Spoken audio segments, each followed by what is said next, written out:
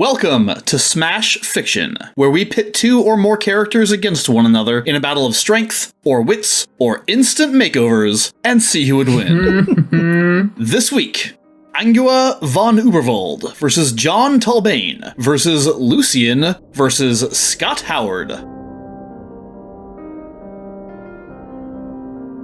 It has been a number of years that I have been researching podcasts. I came across one called Smashtoberfest, which I translated to Smashtoberfest. It was filled with the sounds of human lies and linked with shadowy...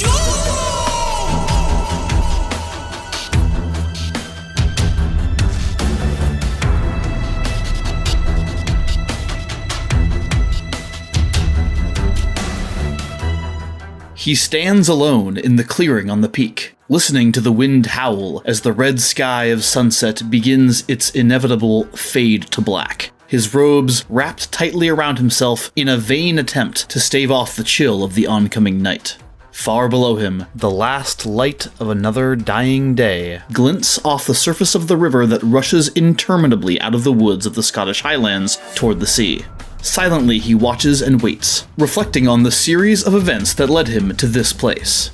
For my business here, he thinks to himself, it really ought to be a dark and stormy night, but the moon, when it rises, will be full this evening, and the storm is one of his own design.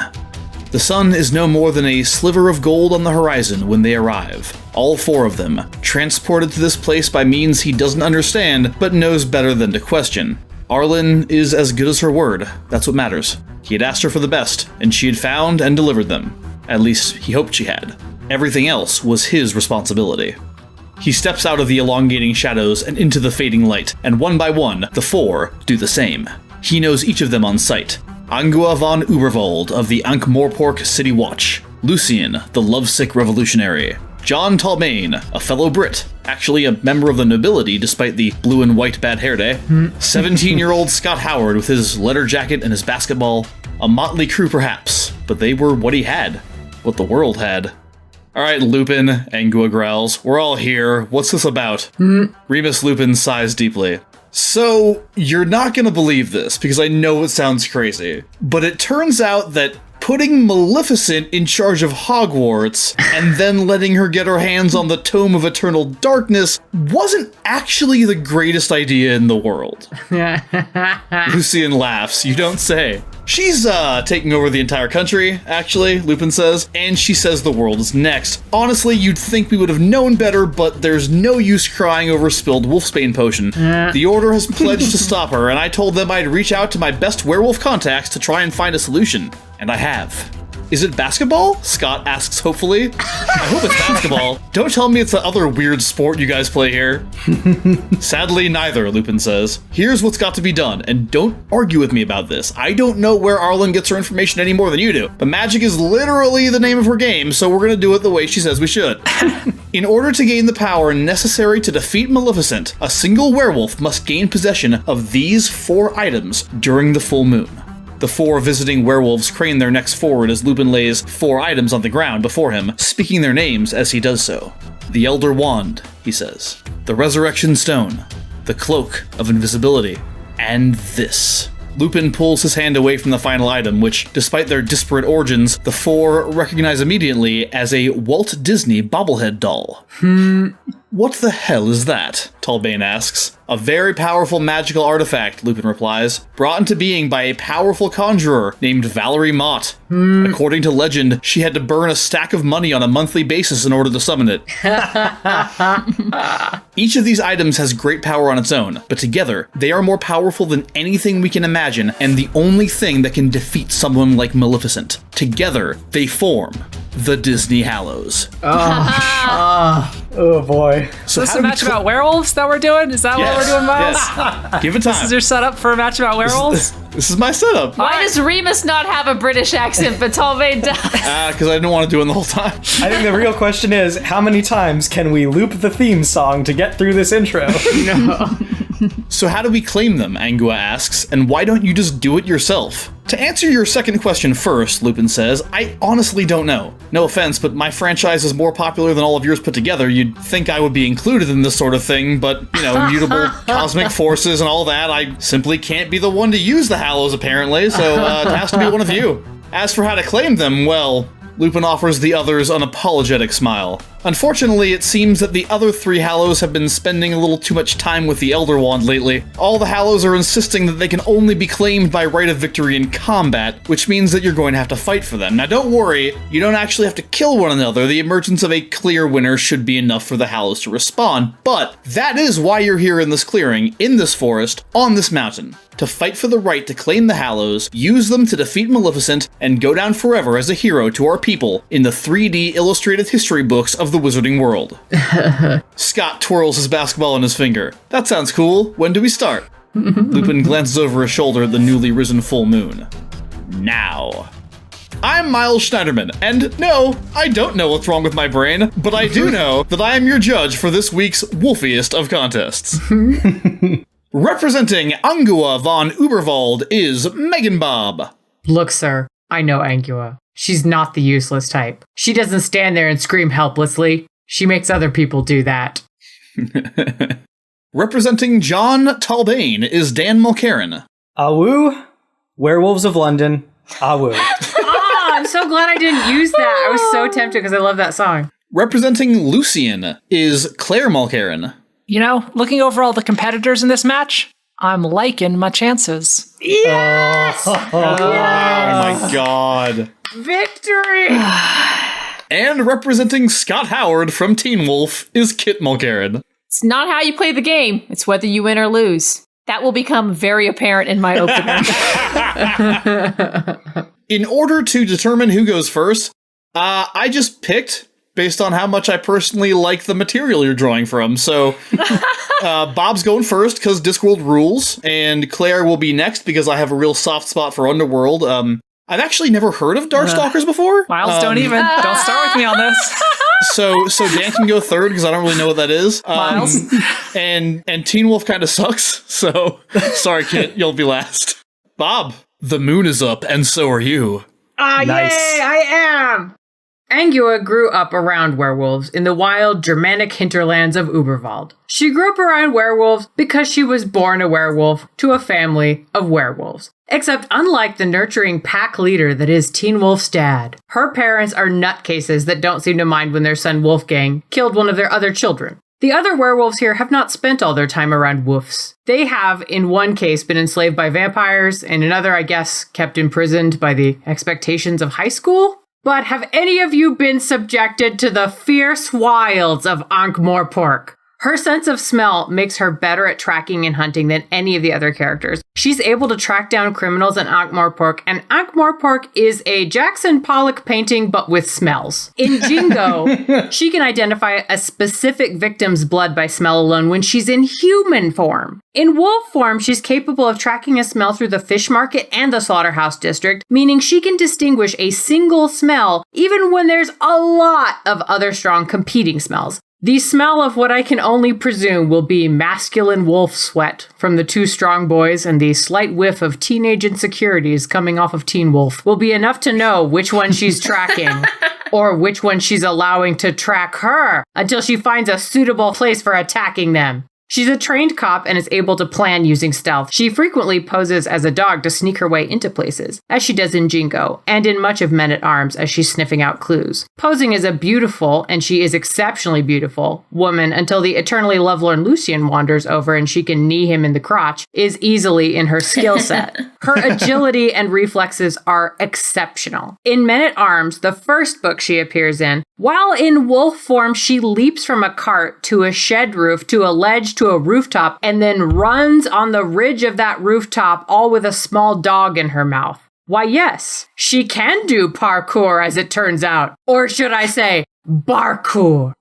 You should and can. Yeah, you definitely should keep saying it over and over again. Shortly after that, while she's still in wolf form, she leaps at a criminal threatening Carrot and takes 4 point-blank gunshots to the chest. She does die for a little bit, but she also comes back from the effing dead. Yes, She has a healing factor that makes her unkillable, unless you've got silver-plated teeth or something. She heals that quickly from bullets. She'll heal far more quickly from something that only does surface damage like bites and scratches. That's if you could catch her, because she's definitely going to outmaneuver you. In human form, she's got the body of someone who trains with a short sword and is constantly running after criminals. She's well able to fight you in human form if need be. Angua has fought werewolves. She's fought her own brother, a complete psychopath of a werewolf, and despite his peak perfection body, he loses. Not because he's less skilled, but because he's less practiced at fighting someone who is that good. In the fifth elephant, Angua, even in the midst of fighting, sees that Wolfgang isn't able to control his shape as well as she is, so she's able to use that distraction to avoid his hits and get in bites of her own. She doesn't just have the advantage of her werewolf form, she's got a secret weapon. Angua gets a headlock on Wolfgang and rams his head into a pillar. He staggers, and she takes that second to kick his legs out from under him and get him to the ground. Vimes is watching with pride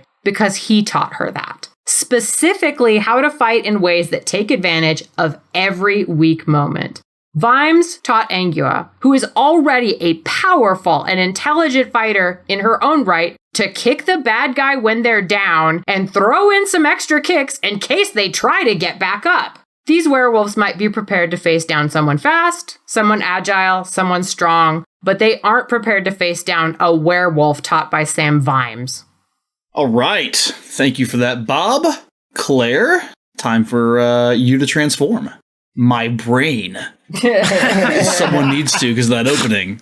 Lucian was born in 1207 AD as a slave to the vampire lord Victor, the first of a new breed of werewolves that would come to be known as lycans. Lucian possessed at that time the unique ability to transform back and forth between a human form and a werewolf form at will. Victor saw potential in him and trained him from a young age to be not only his loyal guard dog, but also an expert martial artist, marksman, and blacksmith. As a child, he was once put in an arena shirtless and unarmed and had to fight 3 armed and armored adult vampire warriors. He defeated them all handily. And as you can probably guess, since Lucian was born in 1207, and yet the first Underworld movie is full of black leather and new metal, this good boy is also an immortal. The supernatural species of Underworld do not age normally, and they are very difficult to kill if not by one of their very few weaknesses, and also the older they get, the more powerful they get. And so by the time he became an octocenturion, Lucian was an unparalleled legend, not only among humans or vampires, but also among other werewolves, something that cannot be said of any other competitor in this competition. And unlike the vampire clans in Underworld, which contain a Game of Thronesian web of sub-factions and secret allegiances, Lucian's Lycan clan is portrayed as a unified force, with him at the top for 600 years. His force of personality is so strong that he is able to single-handedly intimidate a pack of dozens of wild, permanently transformed werewolves into submitting it to him with a single roar. In terms of his physical abilities, Lucian is a good enough fighter that, whether unarmed or using a sword, or using one of his hidden high-tech extending forearm blades, he is consistently able to defeat large groups of enemy vampires and even transformed werewolves. He can casually sustain a fall of 50 feet or more and land feet first without losing his stride, and he can also rapidly scale sheer walls. His aim with a crossbow is good enough to score multiple back-to-back headshots from long range on a pack of enemy lycans that are running at full speed, and his reflexes are so OP that there was one time someone fired a crossbow bolt at him from behind, and he turned around and caught it. He is also stealthy enough to easily sneak into a vampire castle, slipping past or stealth-killing guards as he goes to reach his beloved's bedchambers undetected. And then he has enough core strength to bone her while he is lying on his back with the upper half of his body hanging over the edge of a cliff for some reason. Anyway,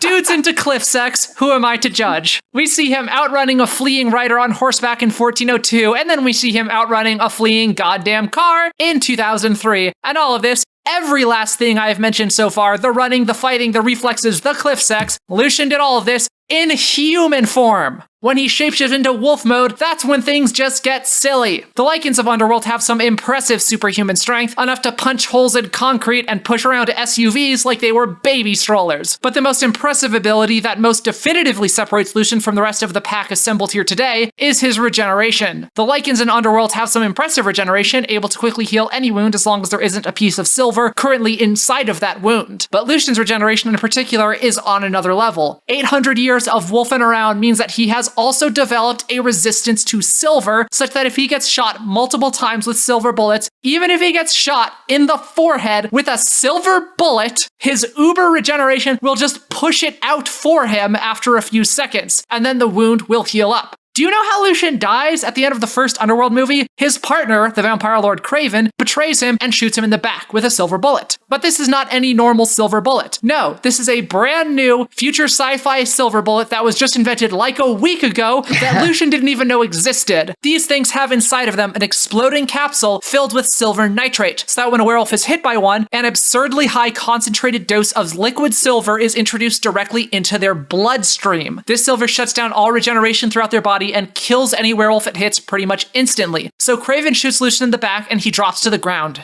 dead.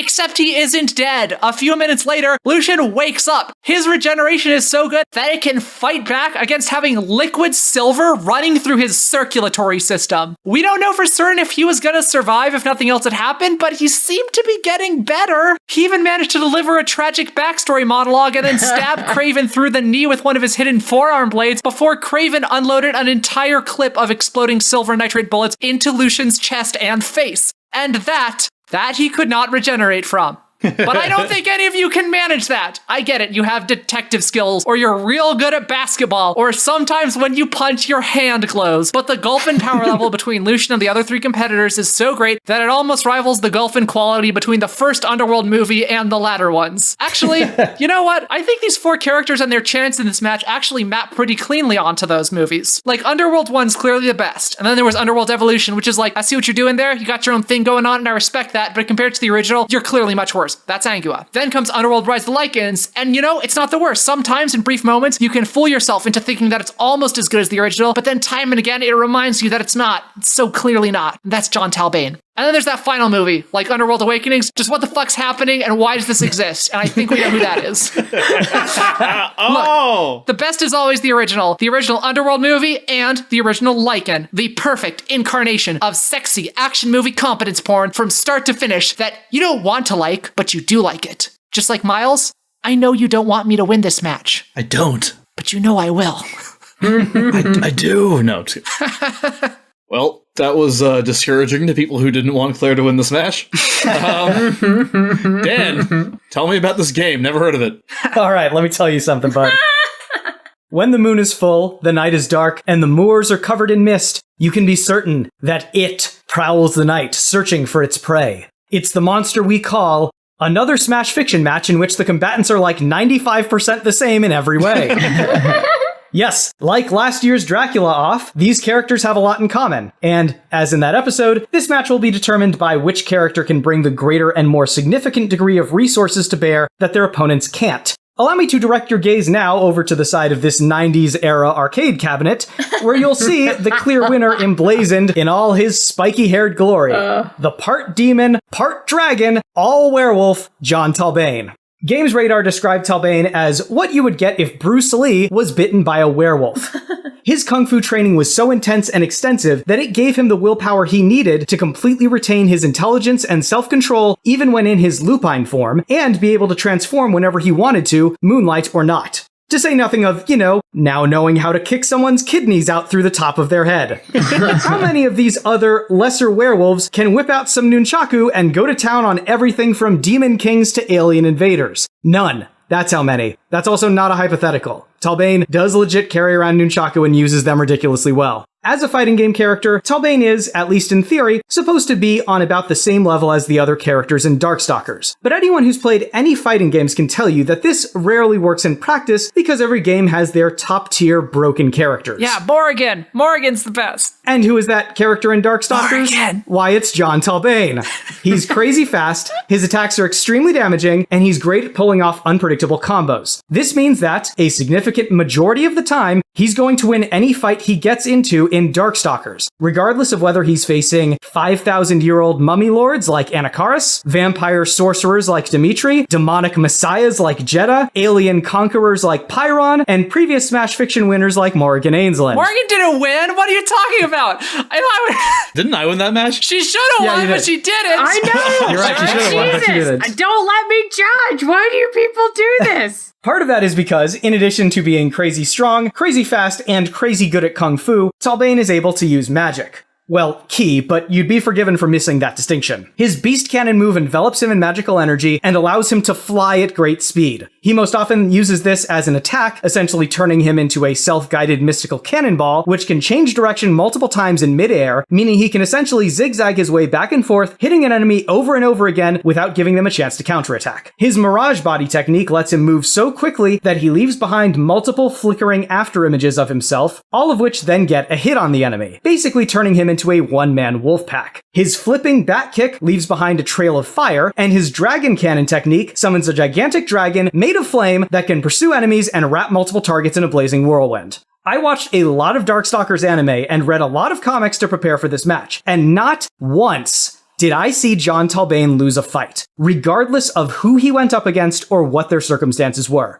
In the Street Fighters vs. Darkstalkers comic, Talbain holds his own against Ken, Sagat, and Chun-Li simultaneously. Later in that comic, the undead samurai lord Bishamon stabs Talbain with a mystical, soul-draining katana. Talbain just pulls it out himself and keeps on attacking, not slowing down in the slightest. The main enemy of the anime Darkstalkers Revenge is a group of crazy ancient alien robots responsible for causing mass extinctions and looking to wipe the planet clean. Talbain takes out an entire group of these genocide bots in about 3 seconds. One single use of his beast cannon attack takes out multiple robots through their force fields. At one point, we see that his rising backflip kick is actually capable of slicing one of these doomsday weapons completely in half from crotch to head. Neither the robot's force field nor its advanced metal body can stand even one single hit from Talbain.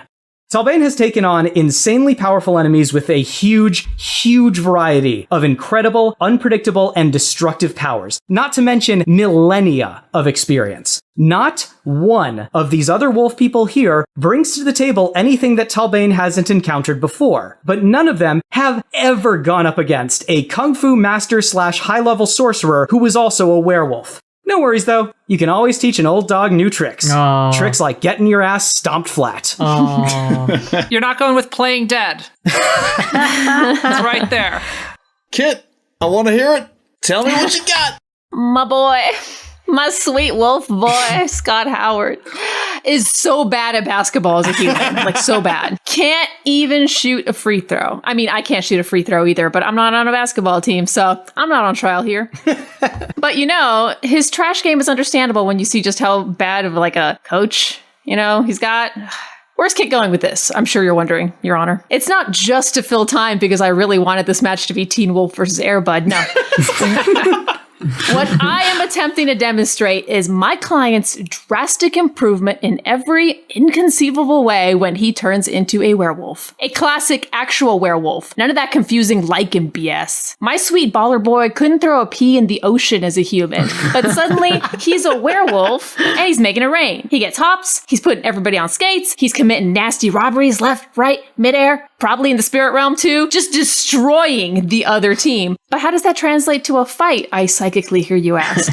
He's gonna come prepared. He'll have a basketball. You ever been hit in the face by one of those? It ain't a tickle. Imagine one of those right in the sensitive wolf snoot. Aww. My eyes are tearing up just thinking about it. And good luck catching my boy. He'll be ducking and weaving under all your hairy armpits. He was played by Michael J. Fox, so he is very small, hard to catch. And when it's time to get down to wolf business, my boy wolfs out real quick. The quickest. Quicker than any of the werewolves or lycan bullshits here today. These other woofs are gonna be wasting precious b-ball time taking off their clothes, looking all tortured and shit, rearranging their bones and wolf meat. Meanwhile, Scott's already dunked on him like 8 times. I don't care if you've got a wolf Hadoken, Talbain. If you've got a big round orange chew toy wedged in your face, blocking your chompers, you ain't got nothing.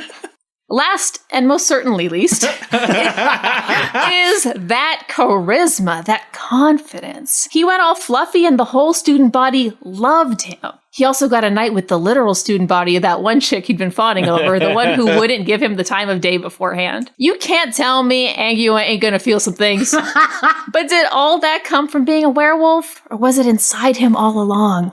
I'm going to ruin the end of the movie for you. It was inside him all along. He's so determined to prove himself that in the last game, this little baller is doing everything as a human that he thought he could only do as a wolf. Even his teammates suddenly play better, even though they spent the whole film just passing him the ball. Suddenly, they got game too. So, was becoming a werewolf just a metaphor for puberty and overcoming the social minefield that is high school? No, Scott is definitely a werewolf, and he serves on and off the court. He scores on and off the court. Wink. And he's taking this match. Call it, ref! Oh my god. Wow. Okay. Well, that was as magical as I thought it might be, but never dared to hope it could be. It's now time for rebuttals. So, as you may recall, if you have listened to a 3 or 4-way episode of Smash Fiction before, the way rebuttals work in this type of match is that we go back down the order. Everybody gets to make 1 point against the character being defended, and the advocate defending that character gets 1 point in response. So, first up, everybody find something to say, negative, hopefully, about Angua. One thing I want to say about Angua, she has a tendency to sometimes get a little bit overwhelmed or frazzled or worried in high stakes situations, especially when there are weird smells going on. Her nose especially messes her up.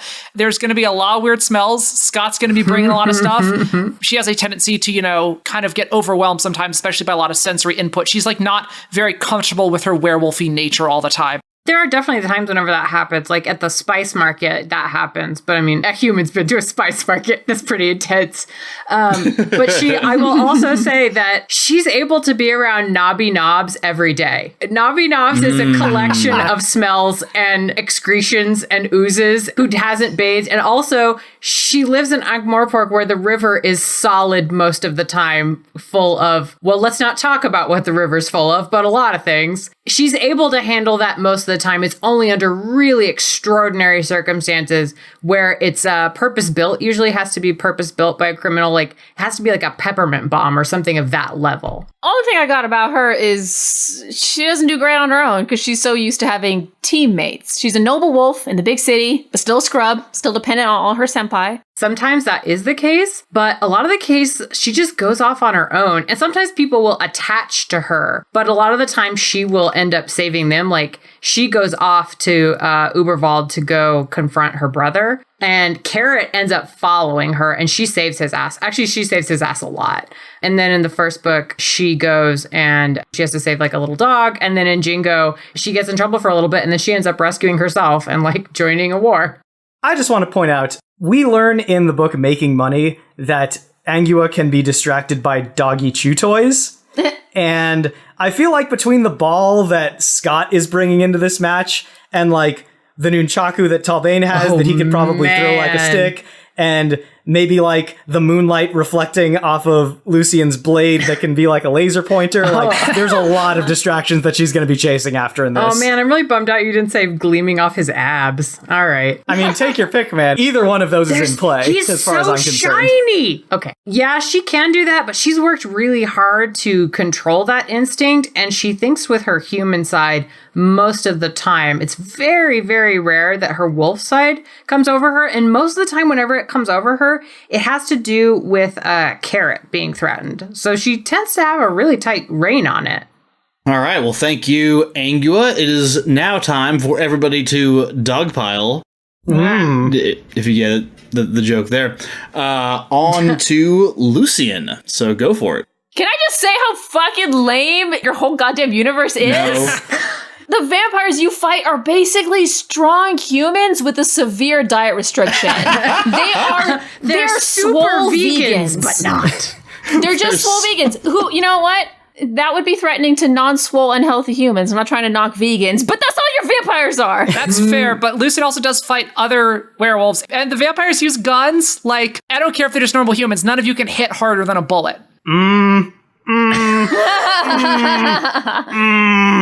Might I remind you of me cutting a robot in half with my foot? Okay, anyway. You were talking about that trick where he pushes the bullets out of his skin in the first Underworld movie, and that requires him to, first of all, disrobe, and then take several seconds of really intense focus and concentration, and it seems to take a lot out of him. And even though he does resist the silver nitrate poisoning at the end of the movie for a few minutes, it's not like he's in fighting shape at that point. Like, he's really weak. He's really only able to stab someone who purposefully looks at him and then chooses to ignore him. And then the only other thing he's able to do is provide exposition after that point. So, like, he dies slowly, but that doesn't mean he's going to be fighting the whole time. The bullet thing, they were not coming out quickly, and he has the ability to, like, it seems like if he focuses, he can turn his regeneration, like, into overdrive and, like, get it to that, like, Wolverine level where it's that, like, instant regeneration and, like, pop the bullets out without even having to remove them. That will require a second and some concentration, but I feel like in this match, if there's going to be a bunch of us all kind of fighting and we're kind of getting in each other's way, there might be a chance for him to, like, break from the crowd and, like, peace out and regenerate, and he can do that more and faster than other people, and if it's, like, a big mix of people fighting, like, that's just an extra ability that he has that other people don't, which is that he's always regenerating and he can, like, turn it up a little bit more. So I don't think your peoples can do that. His strength level's been really inconsistent. It's just that sometimes he can werewolf out and get through stuff and, like, rip chains and do all that. And then sometimes he's a werewolf and he just has a lot of loud werewolf feelings. I mean, look, same. We've all been there. That was early in his wolfen career. That was his first time fighting back against those peoples. And the times that he did it, there was the one time he roared when he was getting all those werewolves to, like, bow down to him. And so that was time he was just having werewolf feelings. The other time is, like, when his lady died and he had some werewolf feelings to work through there for a minute. But after that, he gets real effective when he's wolfing out. Like, he grabs a vampire in each hand and leaps through the air and, like, smashes their heads on the ground. And, like, he's just throwing vampires. He's, like, pulling chains out of him. Sometimes when he gets sad, he, like, doesn't werewolf as effectively and he just roars for a little bit. But then, like, those are specific, like, character changing moments. This is going to be him just fighting, just like being a wolf, fighting his best fighting stuff. All right, time to move on to Jon Talbain. Tell me how and why this guy sucks, y'all. I actually... Because Miles has no idea. No clue. I kind of have something for this. Oh my god. This is a video game thing, so I could be very off, and then I will have to resort to some sort of very weird comment about you being distracted by something. I don't know, a boob. We'll see.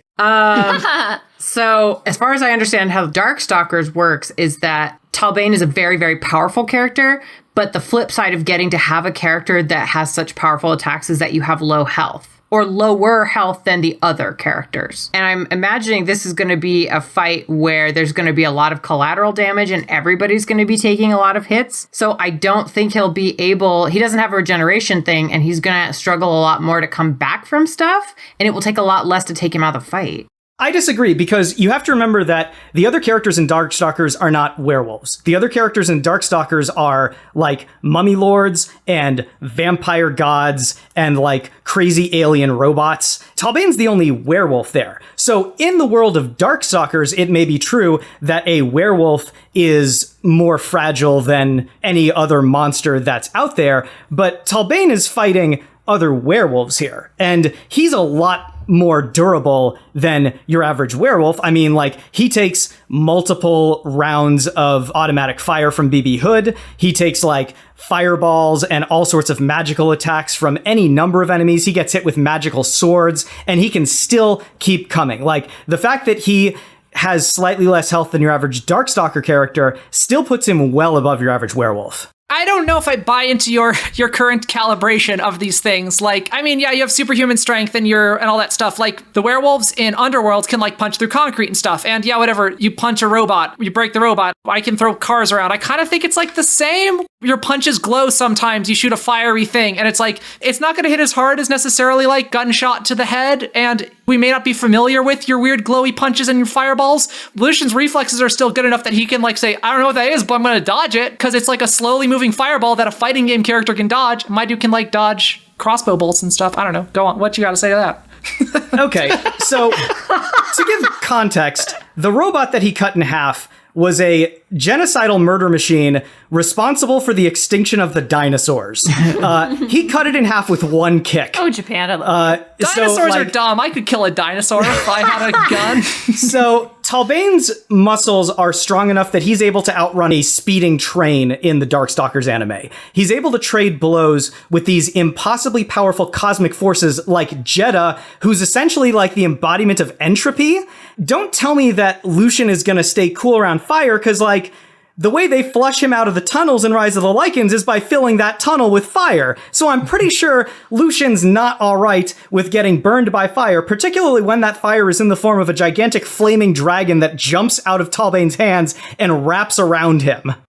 I'm just going to say that, shown throughout the series, Talbain's compassion for children.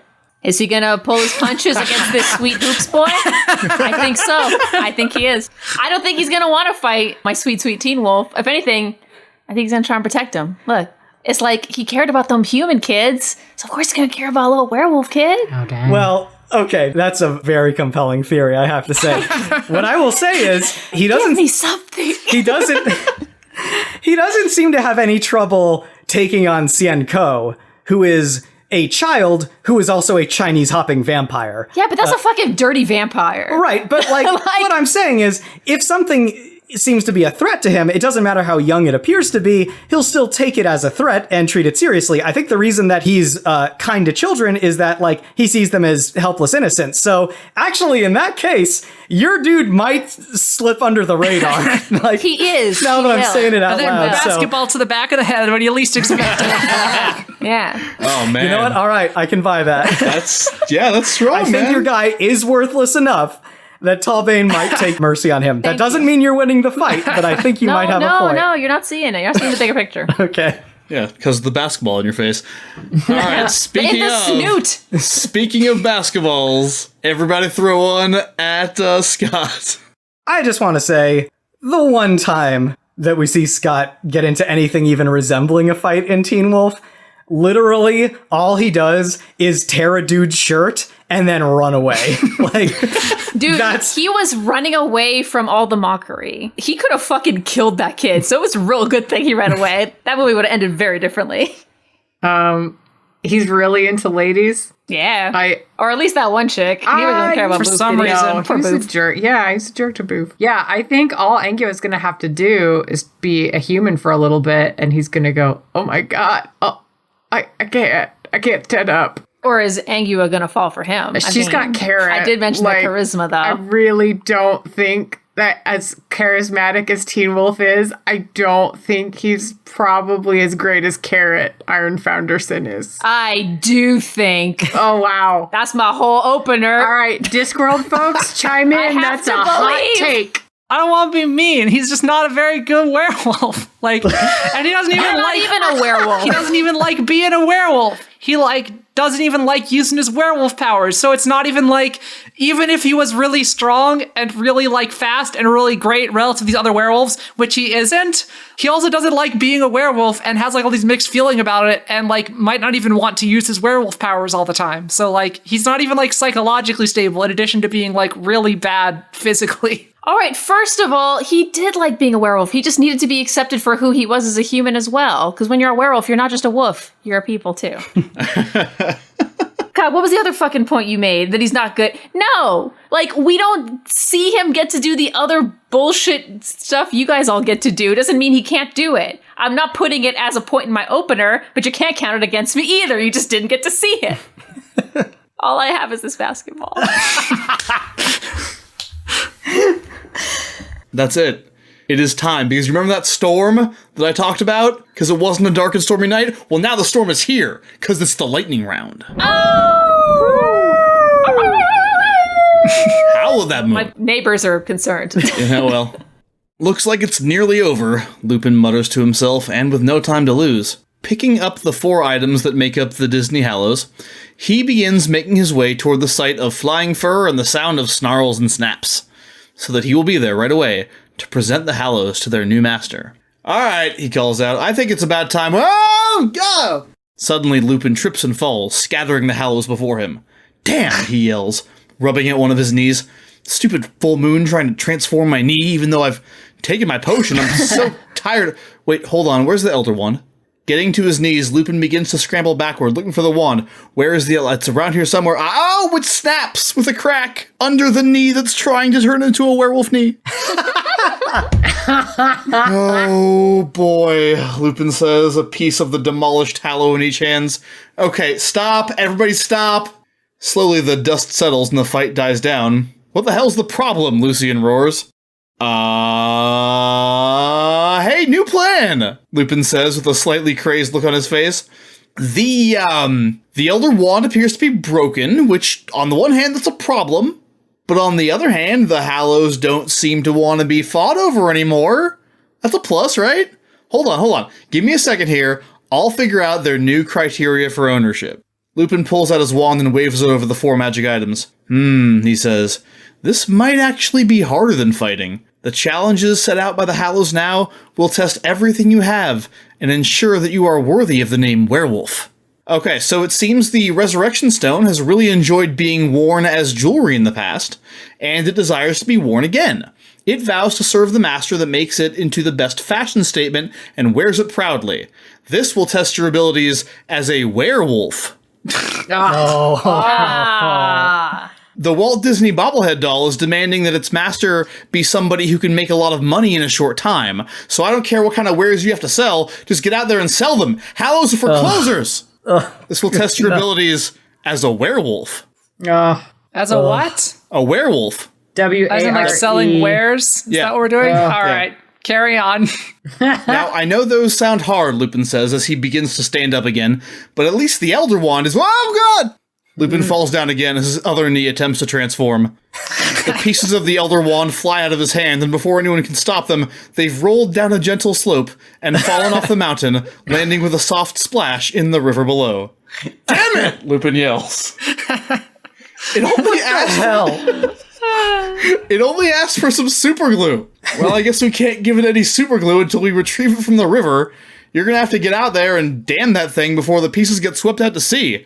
I suppose this will test your abilities as a werewolf. I don't get this one. W-E-I-R is a dam. Jeez. Oh, yeah. Right.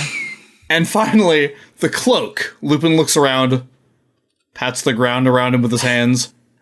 You know what? Just find the damn thing and I'll be happy. I have no idea where it got off to. Let's see how good you are at being a werewolf. Oh, God. Miles, this is the worst. You know what? I was really happy at first, and then it just puns lightning round. It felt worse and worse. You know, the same pun 4 different ways. It's like when you get a bruise and then you get punched in the same bruise over and over again.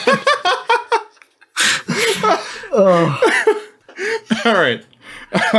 So, the 4 tasks. Make the Resurrection Stone into the best possible fashion statement that you can wear. Find some wares and sell them as much and as fast as you can for the Walt Disney bobblehead doll. The 3rd one is dam the river.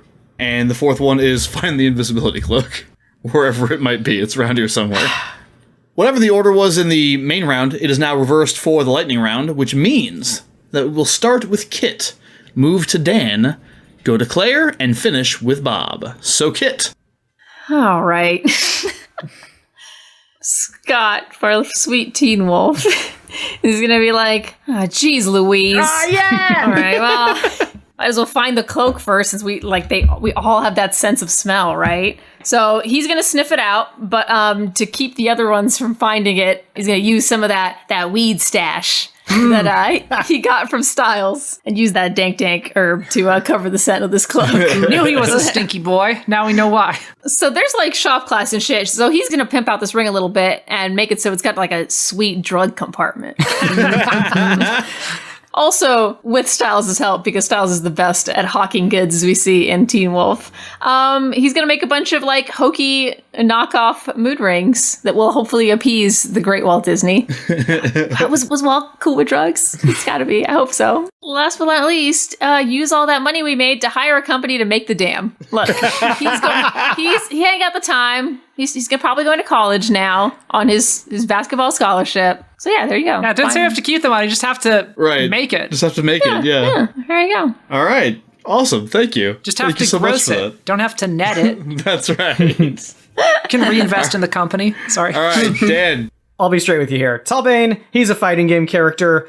He's a werewolf who spent, like, decades and decades learning martial arts. So, in terms of, like, breadth of different skills and different types of experience, he's not exactly the most versatile character. He's real good at combat, but not necessarily a lot of these other things. So what he's going to do is he's going to start putting himself in the shoes of other people that he knows that might be better suited to solving these particular problems and use their perspective and expertise as a way around this. So, for the Resurrection Stone, making it into a fashion accessory, he begins to think of Dmitri Maximoff, the vampire lord from Darkstalkers. Now, Dmitri's a very well-dressed nobleman. You know, he's got like the long flowing cape, the cravat, but the one thing that his outfit is missing is a monocle. And by fashioning the Resurrection Stone into a monocle, it also ensures that the Resurrection Stone is always the first thing that people notice about your outfit. So it's always going to get noticed. It is in a place of prominence,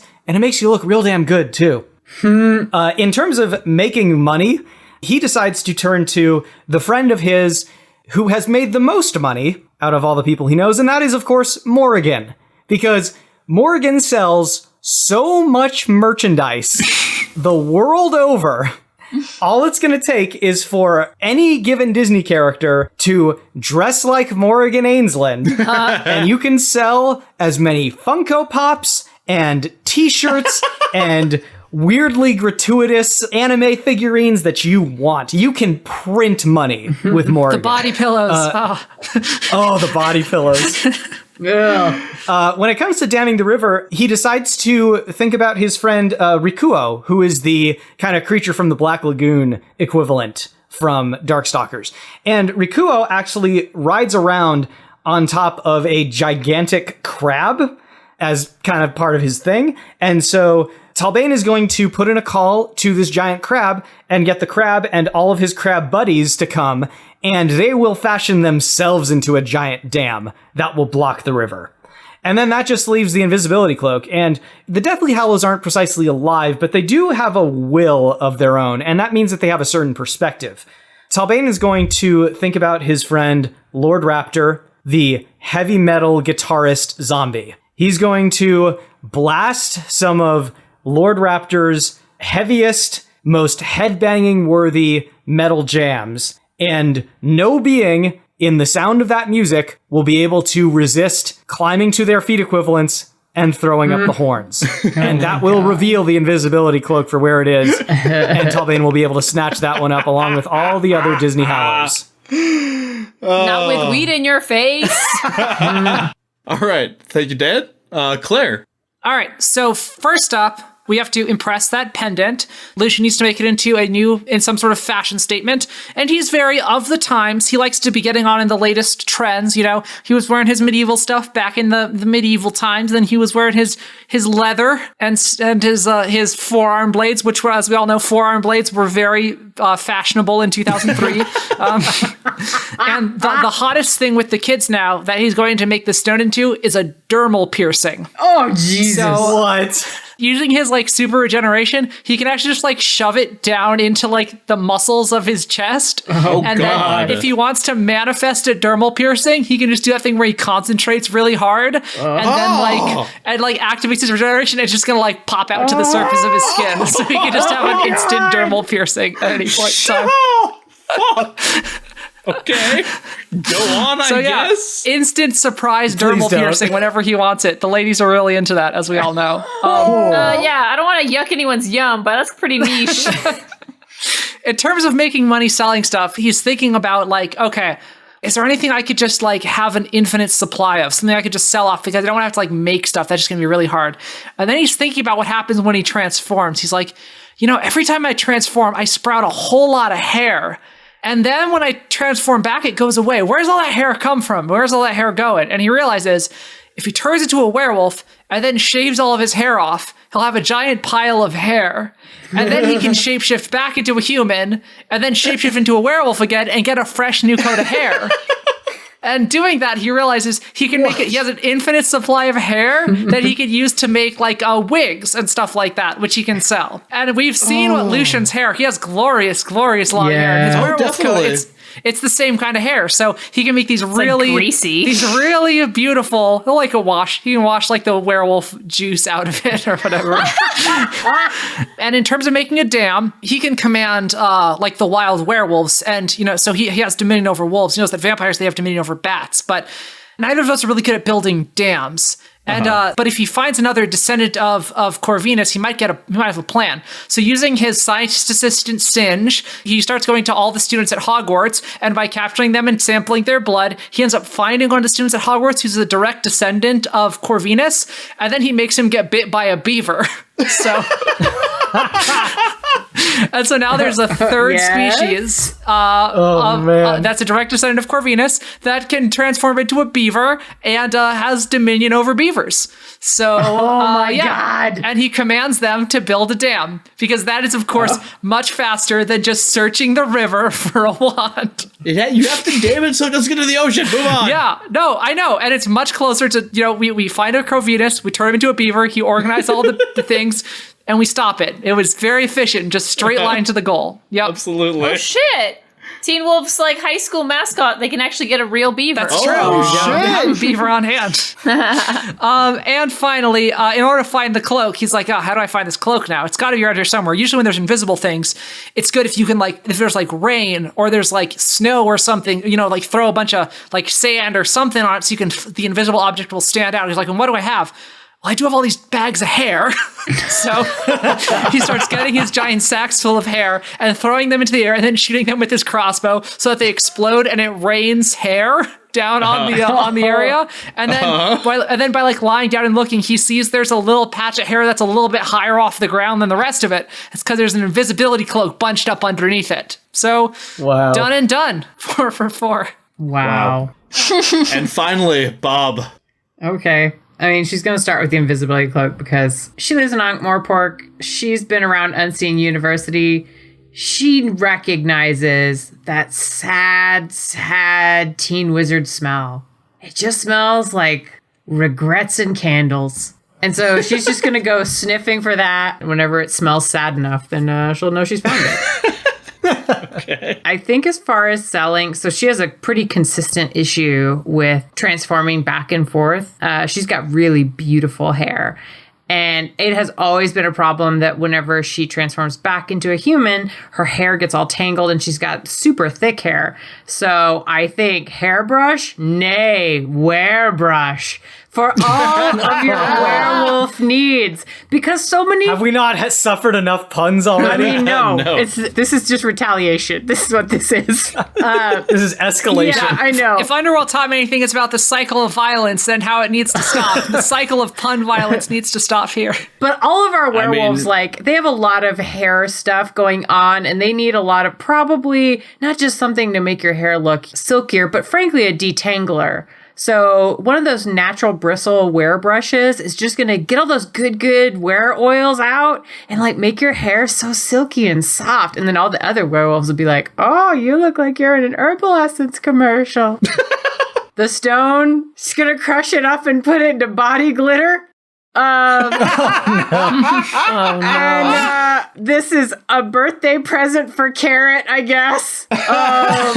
She's just gonna wear whatever the Halloween version of the watch outfit is, and a lot of body sexy glitter. Ankh-Morpork City watch. Yes. Sexy commander vibes. Yes. Oh no! That is so Carrot's thing. You know it is. And then the dam. She's gonna go to the river's edge. And she's just gonna cry. And she's gonna block the river metaphorically with all the blockages in her life. All the people who said she couldn't be on the watch because she's a werewolf, because she's a girl. And then, the fact that her parents didn't care about her brother being insane and killing their sister that she loved. About the fact that she feels insecure about Carrot. And the fact that if they have kids, maybe their kids will be werewolves and maybe they won't. About the fact that she's not always sure, am I a wolf who's just pretending to be a person? Am I a person who's cosplaying as a wolf? What's going on? And she's just going to release all of that into the river. And then, because it's Harry Potter nonsense, some weird little river thing is going to be like, oh, the tears of a sad werewolf. Here, we shall go and cheer this werewolf up by granting it a wish. And it's going to swim up to her and say that in that cute little magic voice. And she's going to say, oh, I really needed that. And then she's going to blow her nose, and then she's going to say, can you please dam this river so that way I could get this wand and then win this thing? And it's going to go, absolutely, I'd love to help you. And then do it. The end. Oh my gosh. All right, guys. Well, you've howled your little hearts out. I would apologize for what I've done here tonight, but I'm not at all sorry. And I'm going to go leave you to psychologically recover while I figure out which one of you was best able to deal with my poor decisions. I feel like we're all going to be feeling the weight of your poor decisions. Anyway, have fun. Talk amongst yourselves. Oh, man. Is this the first 4-way match we've done this year? No, We did one last time. Yes. Oh, the previous sorry. episode we did was a 4-way match. Oh, yeah, no, that was the first this one has we've actually done. been unusually concentrated of 4-way episodes. Yeah, but it was fun. Yay, werewolves. It was fun. Yeah, werewolves. We are Happy wolves. Smashtoberfest. Everyone. Oh, Kit. I'm a wolf. Kit, I have a question. Is Jon Talbain a furry? No, he's a werewolf. Oh, he's not. He looks so humanoid. I mean, no, that's his the thing. face, I That's the guess, thing. is Are werewolves furries? If you want to do like a weird biology definition, like they aesthetically look like furries, but so then we'd be like, yes, but no, it's are their weird. internal organs human? Is that like where we're going with this? Like, okay, because like you can have a wolf furry and they don't turn into a human. Oh, You know what I mean? Oh, yeah. Like a werewolf is a werewolf. Yeah, They like look- Robin Hood doesn't turn into a human. Like Fox Robin Hood, I should say.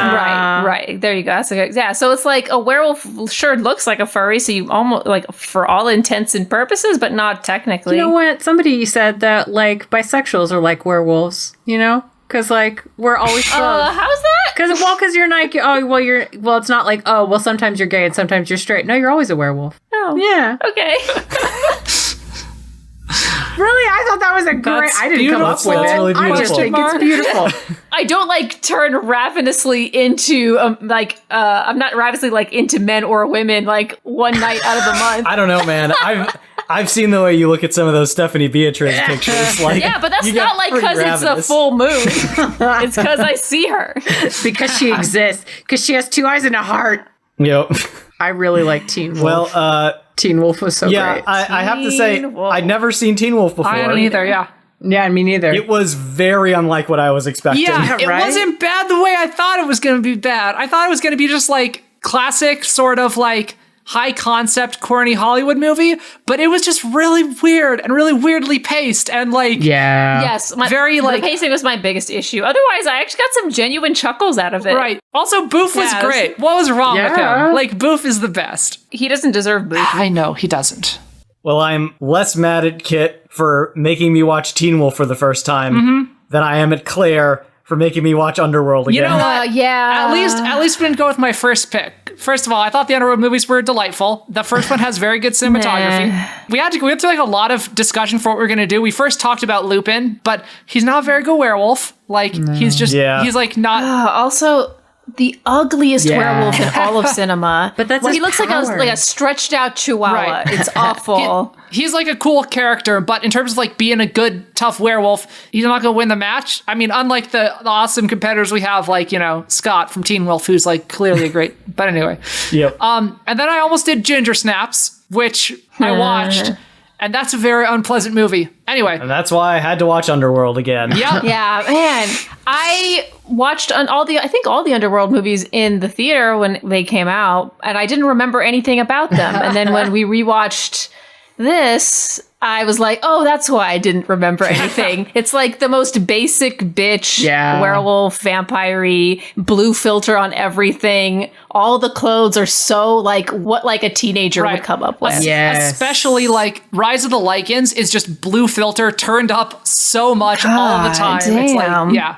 It was hard It's to a- see. There were derivative, is that parts the of word? it I could not actually see because it was so fucking dark. And I was like, Yeah. Like as though you were a human watching these night shenanigans. Yeah, and I was like, is there a thing happening in that corner I need to be aware of? I don't know. Should I just read the synopsis and hope it mentions that corner? I'll say though, the movies they're very close. I think they're close to being good. They're just not quite there. I agree. There's some cool stuff in there, and if they were just a little bit better, they'd be awesome. But they don't quite get over that hump. I wish they So were good. there is the sex montage at the beginning, which is a fucking amazing. It is so weird and so like apropos of nothing.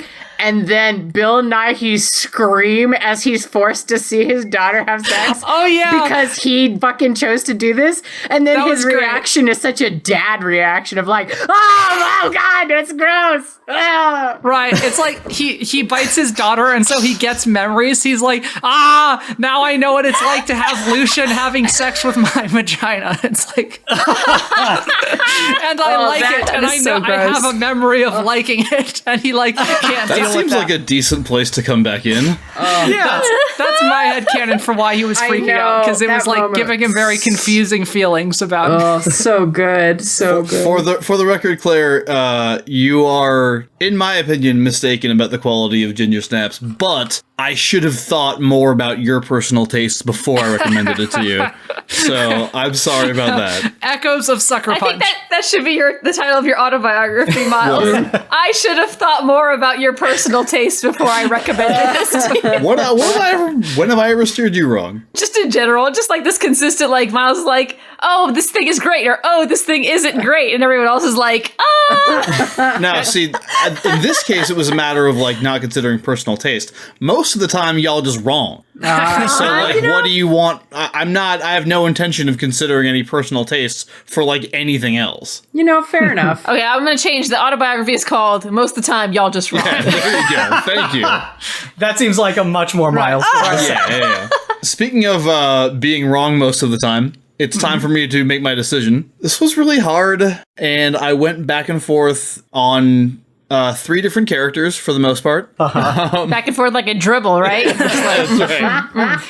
I basically just had to go over the notes that I took, see what I thought lined up, and honestly, the decision that I came to sort of surprised me, and I went over it again a few times, but I think it's the right decision, and I think in this case, the winner of this match is going to be Angua. Yeah. Oh, thank you. Angua. Thank you. Oh, That is not Teen Wolf's name. sorry, he just mispronounced it. I do apologize. The first thing is that Bob fucking killed it in rebuttals. I just thought she did a great job arguing for her character and defending her character against the attacks in the rebuttal round. The argument about Angua being intelligent is actually something that nobody else did. There were a lot of, I'm strong, I'm fast, I'm, magic, or whatever. But nobody else was arguing that their character was smart or tactical or takes advantage of other people's weaknesses, which I thought was really good. Charisma. That's not the same thing as intelligence. Know your D&D. I was riding high on Lucian for a while. I was really feeling that character, but it got brought up a couple of times, and I do kind of feel like that dude's a hopeless romantic and would just totally fall for Angua and not want to attack her. And then, I think Talbain might also be, a little bit distracted by, like, the presence of Scott. Like, it's not going to, like, hamper him that much, but, like, even if for a second he's like, where are your parents, young man? I just feel like that might give Angua the opening she needs. Defeated by Teen Wolf. I mean, It's okay, Dan. Angua should have been as well, but Miles doesn't see it. It was real close, guys, but that is the decision that I have come to on this episode. Oh my God. Well, it was a pleasure arguing and screaming at all of you tonight. Same. It really was. And congratulations, Bob. You did Thank great. you. I'm just so happy that she won. I don't care if I won. I just wanted her to win because she's lovely. Let's see. Looks like there's a full moon outside, and you know what that means. Time for the wolf things. Aw, whoops. Over to Twitter. That's not a howl at all. It's cute though. It's real cute. Thank you to Cosplay Fiend, Decade Fan, Ekajacaf Etakaj, also known as Jake the Fake Jake, doing some Zatanna bullshit. For Tavari, Jeff Rick Present, Vander Turner, Sandwich Surplus, Matias Totimes, Life-Sized Muppet, and Cynical Realist, which His tweet came in hot. He said a really sweet thing where basically called us the best podcast ever. Aww. And that League is the best homebrew tabletop you'll ever hear. Aww. I know. So sweet. We're loved. Over to Tumbles. Thank you to EveryZig314, Creepy David Bowie, Secretly a Skeleton, Fat Blunt 69. Fat Blood 69! I mean, also Fat Blunt 69. You know what? I agree. Fat Blunt 69. Guys, I'm just saying, Fat Blood 69. That's a fair point. Continuing, Sid Rabbit Blog and Ultra Anonymous Angel. Over to Facebook. Thank you to Robert Ramsey, Matias Tatimez, Tom Groh, Hayden Reynolds, David Waters, Demetrius Fairley, Adam Mayo, and I wrote David Waters twice. Thank you, David Waters. Well, you got in twice this week, David Waters. And thanks also to Valerie Mott, our sorcerously inclined werewolf enthusiast, who made it into the Smash Fiction podcast storyline by dint of being one of our patrons over at patreon.com. Burning that money. /Smash. Just yeah, burning man, it up. Burning a sacrifice of money unto us. If you, too, would like to get on this show in various ways, all you have to do is burn some money at us. At Patreon, not literally burning. I mean, you can if you want, but it's not going to get you on the show. Anyway, I feel like all that is obvious. But there's bonus content there. I've started doing my DM screen notes again, where I released my DM notes for Extraordinary League. Yes!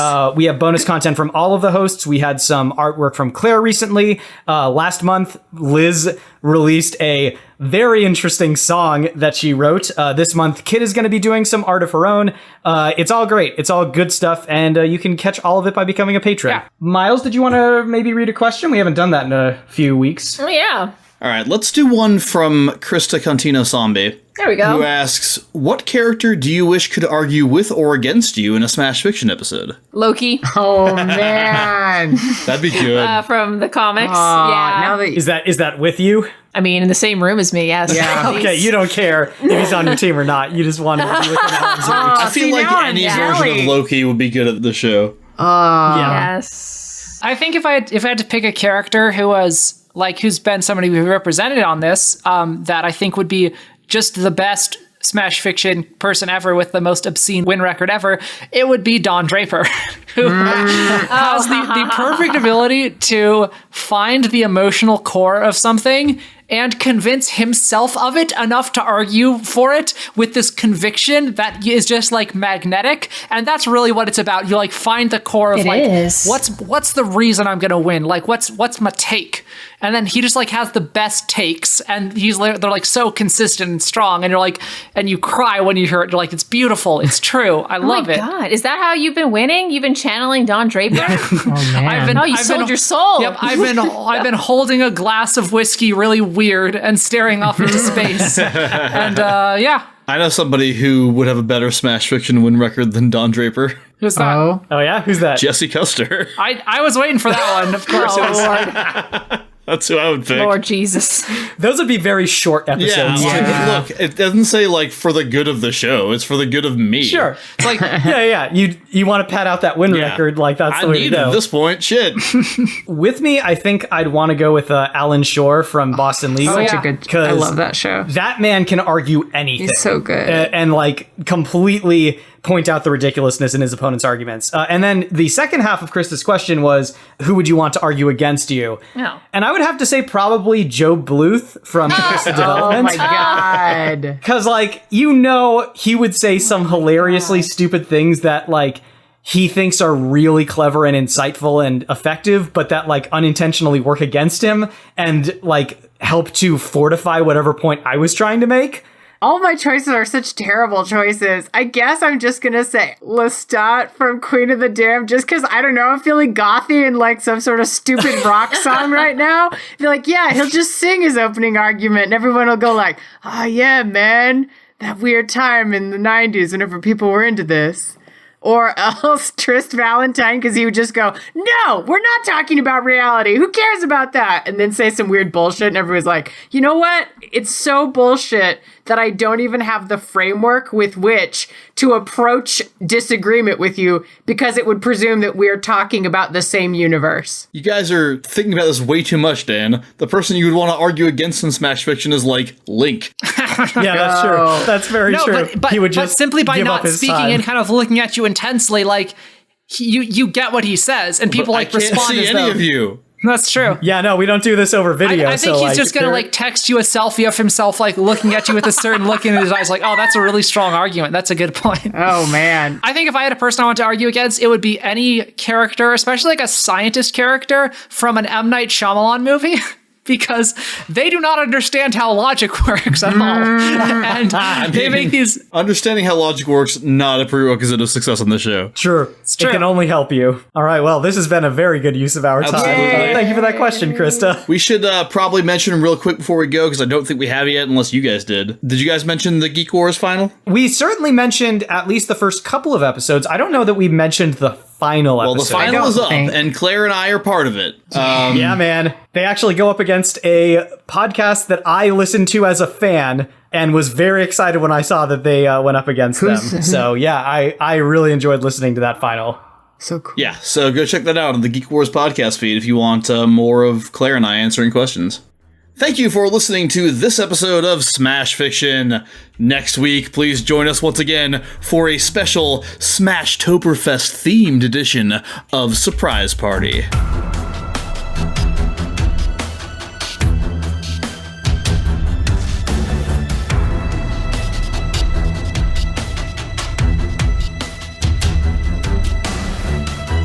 Smash Fiction is produced by Miles Schneiderman and production assistant Sharon Schneiderman, with logo design by Claire Mulcairn. Special thanks to Kevin MacLeod of the Clan MacLeod at Incompetech.com for our theme song, Hitman. You can find us on Twitter at SmashFic Podcast and search for the Smash Fiction Podcast on Facebook, Tumblr, and YouTube. Subscribe on Apple Podcasts or your podcatcher of choice, and if you leave us a good review, we shall become more powerful than you can possibly imagine. Smash Fiction is made possible thanks to our supporters on Patreon at patreon.com/smashfictionpodcast. Please consider donating as little as $1 each month. It helps us keep the show going, and we have great rewards and extra content for those who help us out. If you have any suggestions, feedback, or other contributions, send them to us at smashfictionpodcast@gmail.com and help us continue the fight.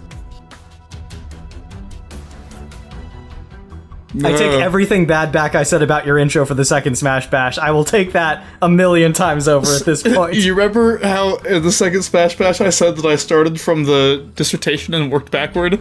Yes. Yeah, I definitely started from homonyms, or homophones.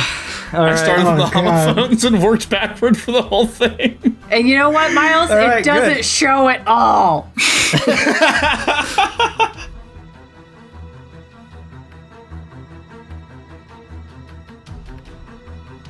Reflecting on the series of events that led him to this turn. Oh shit, that not the series of events that led him to this turn of events. No. Same. Suddenly, Miles is reflecting on the series of events. Yeah, no, seriously, how did I get here?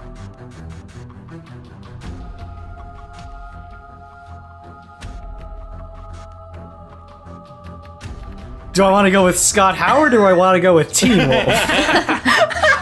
Oh wait, have you ever seen Scott Howard and Teen Wolf at the same time?